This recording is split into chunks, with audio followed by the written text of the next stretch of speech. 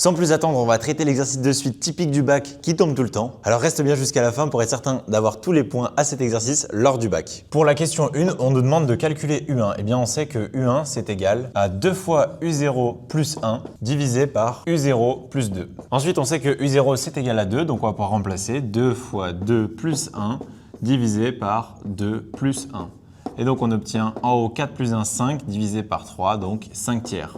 On a déjà fait la première question. Pour la deuxième question, on nous demande de calculer A0 et A1. Eh bien, A0, on sait que c'est égal à U0 sur U0 moins 1. Donc, c'est égal à 2 sur 2 moins 1, donc 2. Pour A1, on fait exactement la même chose. A1, c'est égal à U1 sur U1 moins 1. Et donc, U1, c'est 5 tiers divisé par 5 tiers moins 1. 5 tiers moins 1, si je multiplie le 1 par 3 en haut et en bas, j'obtiens 3 sur 3. Et donc ici, j'obtiens 3 moins 5 divisé par 3, donc 2 sur 3. Et donc j'obtiens 5 sur 3 divisé par 2 sur 3. Et ça peut se simplifier. Les 3 vont ici s'annuler. On va obtenir 5 demi. Ensuite, on nous demande de montrer que AN plus 1 est égal à 3 AN moins 1. L'énoncé nous dit que AN plus 1, c'est égal à UN plus 1 divisé par UN plus 1 moins 1. Ensuite, on va remplacer UN plus 1 par la formule qu'on nous donne dans l'énoncé. Donc UN plus 1, c'est 2UN plus 1 divisé par UN plus 2, le tout divisé par 2UN plus 1 divisé par UN plus 2 moins 1. Cette fraction-là, on va la réduire sous le même dénominateur et on va obtenir 2UN plus 1 sur UN plus 2, le tout divisé par 2UN plus 1 moins UN plus 2, le tout divisé par UN plus 2. Et là, on est dans le même cas que tout à l'heure. Les UN plus 2 ici vont s'annuler et on va finalement obtenir 2UN plus 1 sur 2UN plus 1 moins UN moins 2. On va simplifier cette écriture en dessous et on obtient finalement 2UN plus 1 divisé par UN moins 1. Je vous rappelle que le but, c'est de faire apparaître 3UN moins 1, c'est-à-dire 3UN sur UN moins 1 moins 1. Donc ici, on va faire en sorte de faire apparaître un 3 en faisant un plus UN moins UN. Et donc, on obtient 3UN plus 1 moins UN. J'enlève un UN pour compenser ici 3UN moins UN, ça nous donne bien 2 UN comme exactement ici, et UN moins 1. Je vais séparer la fraction et je vais obtenir 3 UN sur UN moins 1 plus 1 moins UN sur UN moins 1. Bon, bah ça, c'est exactement la même chose. Hein. Ça, c'est comme si je faisais moins UN moins 1. Donc ici, ça va se simplifier, ça va juste être égal à moins 1 et ici, ça c'est bien 3AN.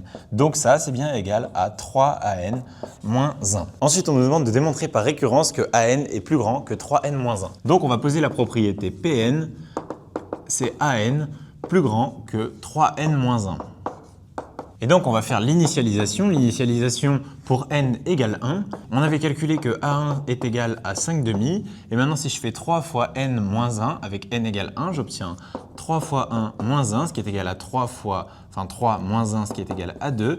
Et 5 demi, on sait que c'est environ égal à 2,5. Enfin, c'est égal à 2,5. Ça, c'est bien plus grand que 2. Donc, l'initialisation est validée. Pensez bien ici à noter la bonne phrase de l'initialisation, c'est-à-dire la propriété Pn est vraie au rang n égale 1. Pour passer à l'hérédité, on va supposer que notre propriété est vraie. On suppose Pn vrai pour n plus grand que 1. Et on cherche à démontrer que Pn plus 1 est vrai. Donc on sait que An plus 1, eh bien, on vient de le démontrer que c'était égal à 3An moins 1. Donc l'idéal ici, ça serait de remplacer mon An par n plus 1. Sauf qu'on sait par hypothèse de récurrence que An, il est plus grand que 3n moins 1. Mais 3n moins 1, pour n plus grand ou égal à 1, eh bien ça, c'est plus grand que n plus 1. On peut le vérifier en calculant 3n moins 1 moins n plus 1. Ça, c'est égal à 2n moins 2. Et dès lors que n est plus grand ou égal à 1, on obtient 2 fois 1 moins 2, ce qui est plus grand ou égal à 0. Donc ça veut dire qu'en passant le terme de l'autre côté, on obtient bien cette inégalité-là. Donc finalement, ceci c'est plus grand que 3, facteur de An qui est plus grand que n plus 1, donc 3n plus 1 moins 1. Et ça, c'est exactement dire Pn plus 1. Donc Pn plus 1 est vrai. Et vous faites la magnifique phrase qui dit, par hypothèse de récurrence, la propriété est vraie pour tout n plus grand ou égal à 1.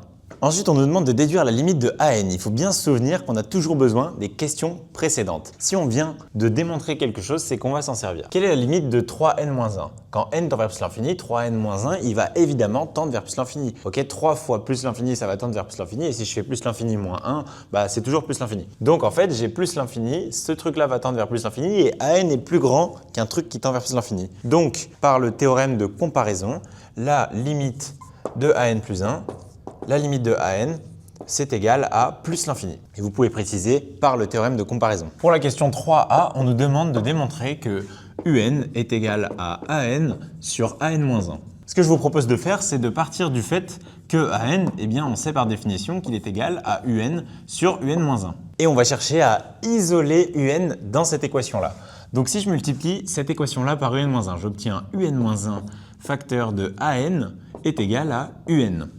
Ensuite, je vais développer ce terme-là et je vais obtenir UN fois AN moins AN est égal à UN et je vais mettre tous les termes UN de ce côté-là et tous les termes qui ne dépendent pas de UN de l'autre côté. Et je vais obtenir UN facteur de AN moins 1 puisque j'ai passé le UN de l'autre côté est égal et lui je le passe de l'autre côté, j'obtiens AN.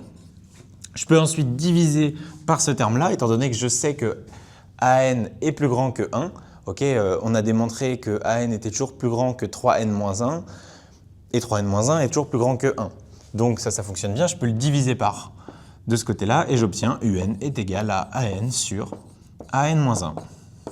Ensuite, on aimerait déduire la limite de la suite UN. Et bien pour cela, on va factoriser par AN en haut et en bas.